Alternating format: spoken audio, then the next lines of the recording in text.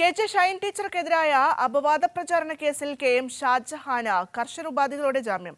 Ernakulam CJM കോടതിയാണ് ജാമ്യം അനുവദിച്ചത്.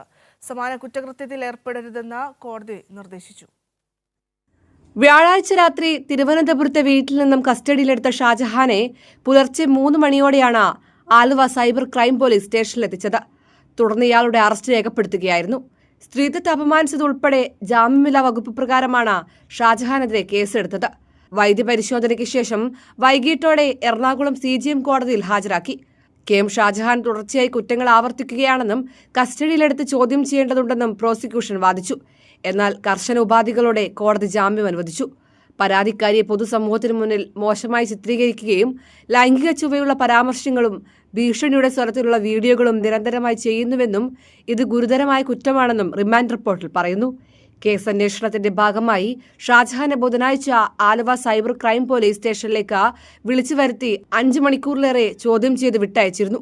എന്നാൽ കേസെടുത്തതിനു ശേഷവും ഷാജഹാൻ അപവാദ വീഡിയോ പ്രചരിപ്പിക്കുന്നതായി ചൂണ്ടിക്കാട്ടി ഷൈൻ ടീച്ചർ വീണ്ടും പരാതി നൽകിയിരുന്നു.